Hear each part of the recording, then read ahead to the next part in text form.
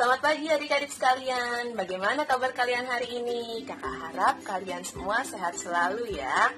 Walaupun sesi Bina Iman kita pada pagi hari ini masih dari rumah, kakak harap kalian tetap semangat dan percaya bahwa Tuhan Yesus akan menyertai kita semua dimanapun kita berada. Nah, adik-adikku sekalian, untuk memulai pertemuan kita pada pagi hari ini, mari kita satukan hati kita untuk berdoa. Mari kita berdoa dalam nama Bapa dan Putra dan Roh Kudus. Amin. Allah Bapa yang Maha Kasih, kami bersyukur kepadamu karena di pagi hari ini kami dapat melakukan Bina Iman Remaja walaupun melalui live streaming. Berkati kami Bapa agar kami dapat melakukan Bina Iman Remaja ini dengan baik. Utuslah Roh Kudus-Mu untuk menyertai kami agar kami dapat fokus dan mengambil makna kitab suci sehingga kami dapat melakukannya di kehidupan sehari-hari kami. Demi Kristus dan pengantar kami, amin. Dalam nama Bapa dan Putra dan Roh Kudus, amin. Terima kasih ya untuk Nagari yang sudah membuka pertemuan kita pada pagi hari ini dengan doa.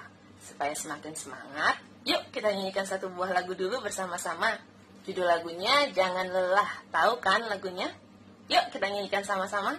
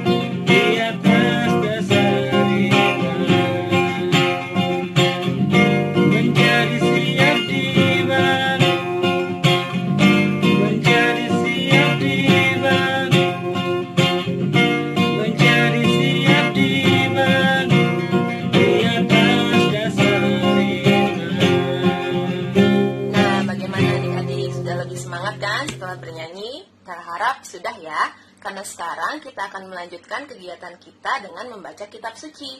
Pembacaan kitab suci pada pagi hari ini akan dibacakan oleh teman kita Yudit. Mari kita satukan hati kita untuk mendengarkan firman Tuhan.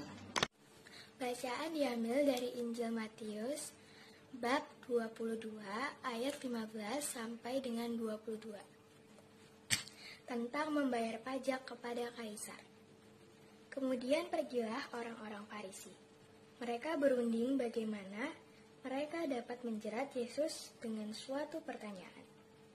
Mereka menyuruh murid-murid mereka bersama orang-orang Herodian bertanya kepadanya, "Guru, kami tahu engkau adalah seseorang yang jujur dan dengan jujur mengajar jalan Allah dan engkau tidak takut kepada siapapun juga. Sebab engkau tidak mencari muka. Katakanlah kepada kami pendapatmu. Apakah diperbolehkan membayar pajak kepada kaisar atau tidak?" Tetapi Yesus mengetahui kejahatan hati mereka itu, lalu berkata, "Mengapa kamu mencobai aku, hai orang munafik? Tunjukkanlah kepadaku mata uang untuk pajak itu." Mereka membawa suatu dinar kepadanya. Maka ia bertanya kepada mereka, "Gambar dan tulisan siapakah ini?" Jawab mereka, "Gambar dan tulisan kaisar." Lalu kata Yesus kepada mereka, "Berikanlah kepada kaisar apa yang wajib kamu berikan, dan kepada Allah apa yang wajib kamu berikan kepada Allah." Mendengar itu, heranlah mereka dan meninggalkan Yesus pergi. Demikianlah sabda Tuhan. Terpujilah Kristus. Nah, adik-adik, lewat bacaan Injil yang baru saja kita dengar, ada satu poin penting yang ingin kakak sampaikan. Melalui bacaan hari ini, adik-adik diingatkan untuk melakukan kewajiban adik-adik dengan baik. Ingatkan apa yang dikatakan Yesus pada Injil Matius ayat 21 tadi? Yesus berkata, "Berikanlah kepada Kaisar apa yang wajib kamu berikan kepada Kaisar, dan kepada Allah apa yang wajib kamu berikan kepada Allah." Lewat ayat ini, Yesus hendak memberitahu kita bahwa kewajiban kita sebagai manusia itu ternyata bermacam-macam loh bentuknya. Ada kewajiban kepada negara, sesama, dan juga kepada Allah. Jadi, apa saja sih kewajiban adik-adik? Yuk, sekarang coba kita lihat satu-satu ya. Yang pertama adalah kewajiban adik-adik sebagai seorang anak. Sebagai seorang anak, adik-adik berkewajiban untuk menghormati orang tua dan juga orang-orang yang usianya lebih tua dari adik-adik. Adik-adik dapat menunjukkan sikap hormat dengan bersikap dan berbicara yang sopan kepada mereka. Yang selanjutnya adalah kewajiban adik-adik sebagai seorang kakak ataupun adik. Kalian wajib memperhatikan adik dan kakak kalian, hidup rukun dengan saling menyayangi, saling berbagi, juga saling menolong. Selain di rumah, adik-adik juga punya kewajiban loh di sekolah. Sebagai seorang pelajar, adik-adik wajib belajar dengan rajin dan sungguh-sungguh. Bukan hanya mengejar nilai, tapi sungguh mau belajar dengan rajin untuk masa depan adik-adik sendiri, bangsa, dan juga negara. Nah, di sekolah tentu adik-adik punya banyak teman kan? Ternyata kita juga punya kewajiban loh terhadap teman. Sebagai seorang teman, adik-adik wajib memperhatikan teman-teman yang ada di sekeliling kalian. Perhatikan, apakah temanmu ada yang membutuhkan perhatian ataupun penghiburan. Yang terakhir adalah kewajiban adik-adik terhadap lingkungan sekitar. Adik-adik wajib menjaga lingkungan tempat tinggal, sekolah, dan juga gereja. Jagalah kebersihan, keindahan, dan juga ketenangan pada tempat-tempat tersebut. Duh, kok banyak banget sih? Adik-adik sekalian, terkadang melakukan kewajiban memang terasa berat. Tapi saat rasa ini menghampiri adik-adik, kakak ingin adik-adik mengingat sosok bunda kita, Bunda Maria. Adik-adik dapat meneladani Bunda Maria yang melakukan kewajibannya dengan baik. Bunda Maria setia mendampingi Yesus sejak lahir hingga wafatnya di kayu salib.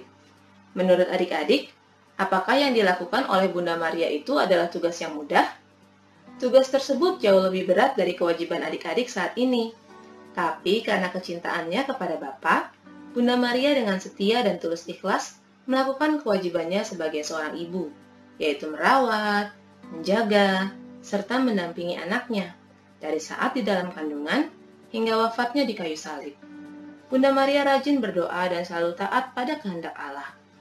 Nah, adik-adik sekalian, saat kita melihat kewajiban kita sebagai sebuah tugas, tentu rasanya akan berat dan sulit untuk dilakukan. Tapi, Bunda Maria mengajarkan kita bahwa dia tidak melihat itu semua sebagai sebuah tugas. Bunda Maria melakukan semuanya tadi karena cintanya kepada Bapa. Kewajiban-kewajiban Bunda Maria sebagai Bunda Tuhan tidaklah mudah. Tapi karena ia sadar bahwa hidupnya adalah untuk memuliakan Tuhan, Bunda Maria mampu melakukannya dengan baik. Karena dia sadar dia melakukan semuanya karena ikhlas hati. Sama seperti Bunda Maria, saat kita melakukan tugas dan kewajiban kita dengan tulus ikhlas, percayalah, tugas tersebut akan terasa lebih ringan karena kita sadar kita melakukannya untuk Tuhan. Adik-adik ingat tidak pelajaran kita minggu lalu? Kita bisa loh berdoa bersama Bunda Maria dan untuk memohon rahmat dari Tuhan. Salah satunya adalah dengan cara berdoa rosario. Dengan berdoa rosario, adik-adik merenungkan misteri keselamatan dari saat Yesus mulai dikandung sampai saat Yesus dimuliakan di surga dan mengutus Roh Kudus untuk kita. Seperti yang sudah dijelaskan dalam pelajaran minggu lalu, kita mengenal 4 peristiwa rosario. Keempat peristiwa rosario tersebut adalah peristiwa gembira, peristiwa sedih, peristiwa mulia, dan peristiwa cahaya. Sekarang, mari kita lihat satu persatu kejadian apa saja yang kita renungkan dari tiap-tiap peristiwa tadi. Yang pertama adalah peristiwa gembira. Dalam peristiwa gembira, kita merenungkan saat Maria menerima kabar dari malaikat Gabriel. Maria mengunjungi Elisabet saudarinya, Yesus dilahirkan di Bethlehem, Yesus dipersembahkan dalam bait Allah, dan saat Yesus diketemukan dalam bait Allah. Yang kedua adalah peristiwa sedih. Dalam peristiwa sedih, kita merenungkan saat Yesus berdoa kepada Bapanya di surga dalam sakratul maut, saat Yesus didera, Yesus dimahkotai duri, Yesus memanggul salib, dan saat Yesus wafat di kayu salib. Dalam peristiwa mulia, kita merenungkan saat Yesus bangkit dari kematian, Yesus naik ke surga, Roh Kudus turun atas para rasul, Maria diangkat ke surga, dan saat Maria dimahkotai di surga. Yang terakhir adalah peristiwa cahaya. Dalam peristiwa ini, kita merenungkan saat Yesus dibaptis di Sungai Yordan, Yesus menyatakan dirinya dalam pernikahan di Kana, Yesus memberitakan kerajaan Allah dan menyerukan pertobatan, Yesus menampakkan kemuliaannya, serta saat Yesus menetapkan Ekaristi. Adik-adik sekalian, kakak rasa itulah yang dapat kakak sampaikan kepada kalian pada pagi hari ini. Seperti lagu yang kita nyanyikan di awal pertemuan tadi, kakak harap kalian selalu bersemangat dan tidak pernah lelah untuk bekerja bagi kemuliaan Tuhan. Karena sebagai anak Allah, tentu kita wajib menjawab semua panggilan Tuhan dan menjadi garam dan terang bagi dunia. Baiklah adik-adik, untuk mengakhiri pertemuan kita pada pagi hari ini, mari kita satukan hati kita untuk berdoa. Dalam nama Bapa dan Putra dan Roh Kudus. Amin. Selamat pagi Bapa di surga. Terima kasih atas segala berkat yang telah Engkau curahkan kepada kami semua hingga pada pagi hari ini. Lewat bacaan Injil hari ini, kami kembali diingatkan akan kewajiban kami. Kami mohon kiranya Tuhan senantiasa mendampingi kami dalam melakukan kewajiban-kewajiban tadi, memberikan kami ketaatan, serta hati yang tulus ikhlas seperti Bunda Maria. Biarlah semua yang kami lakukan demi keluhuran nama-Mu. Bunda Maria, Bunda kami semua, doakanlah kami. Amin.